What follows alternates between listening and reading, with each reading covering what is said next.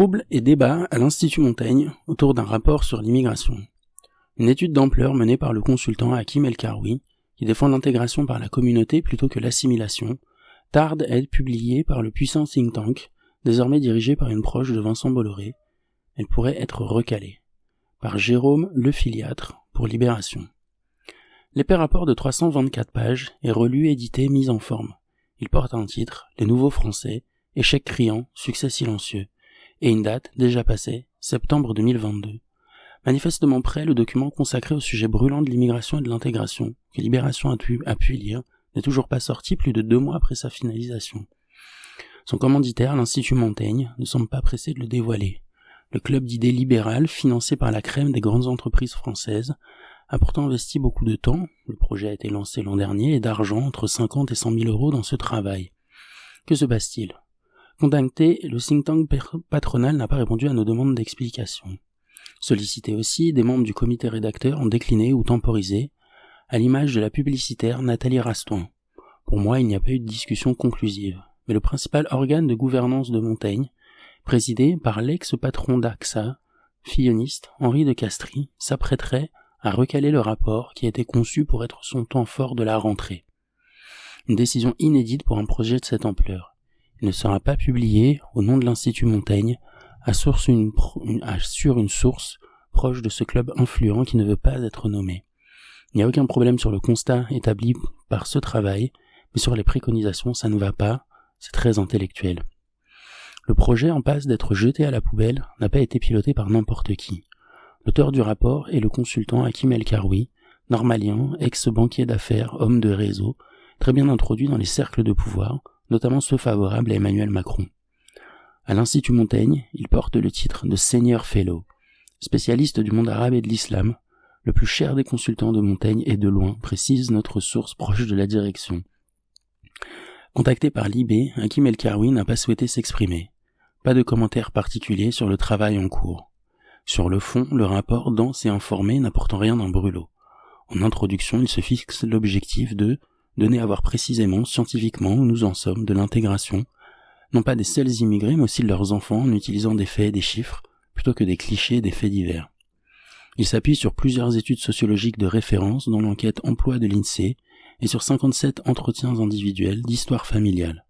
Professeur au Collège de France, titulaire de la chaire Migration et Société, François Héran a collaboré au projet. J'étais dans cette affaire un expert consulté sur les sources chiffrées, et j'ai relu les textes touchant à ce domaine, mais je n'ai pas participé à l'enquête, explique-t-il. Rejetant la possibilité d'une assimilation heureuse pour promouvoir la voie de l'intégration, Hakim El-Karoui déplore dans cette étude la trop grande concentration résidentielle et scolaire des populations immigrées et propose plusieurs pistes pour y remédier. Limiter leur taux à 50% dans les quartiers prioritaires, les répartir dans les régions, plafonner le logement social à 40% dans les communes, fermer les établissements réseau d'éducation prioritaire REP et REP+, et redistribuer les élèves dans d'autres collèges et lycées. Rien de très révolutionnaire donc. Le document souligne aussi la nécessité, pour l'intégration des immigrés dans l'encadrement familial, communautaire ou institutionnel. L'auteur estime que la communauté est une ressource pour les immigrés et leurs enfants, un filet de sécurité. Le processus d'intégration est le plus souvent pensé en France comme un processus dont l'objectif est la rupture totale avec la culture et la communauté d'origine pour embrasser les us et les coutumes de la société française. Or, l'étude objective du phénomène montre paradoxalement que ce sont ceux qui préservent la communauté d'origine qui vivent le processus d'intégration le moins heurté, écrit Hakim El-Karoui, qui insiste sur un point, il ne faut pas confondre maintien de la communauté et communautarisme. C'est ce point très particulier qui semble avoir posé problème au comité directeur de l'Institut Montaigne. La communauté contre le communautarisme, ce n'est pas si simple que cela. Le communautarisme existe, il est là, comment sortons de ces situations ? Le rapport ne répond pas vraiment à cette question, juge la source proche de Montaigne. Lors d'une réunion en octobre, il a été envisagé de modifier les préconisations. La dernière fois qu'on en a parlé, nous nous sommes demandé jusqu'où il fallait aller dans les conclusions, commente Nathalie Rastoin. Une porte de sortie par le haut qui semble presque refermée aujourd'hui. Ce mini-drame interne intervient alors que l'Institut Montaigne a été bouleversé en début d'année par la démission de son directeur emblématique, Laurent Bigorgne, après qu'il a reconnu avoir drogué une collaboratrice à son insu lors d'une soirée privée. Lors du procès qui s'est tenu le 10 novembre, le parquet a requis une peine de 18 mois de prison avec sursis à son encontre. La décision du tribunal correctionnel de Paris sera rendue le 8 décembre. À la tête de l'institut pendant plus de 10 ans, Bigorgne, issu de Sciences Po, agrégé d'histoire, a essayé de tenir le double objectif politique historique des think tanks, défini par son fondateur Claude Bébéar, défendre le libéralisme économique et l'intérêt des entreprises, promouvoir la cohésion sociale dans les quartiers populaires.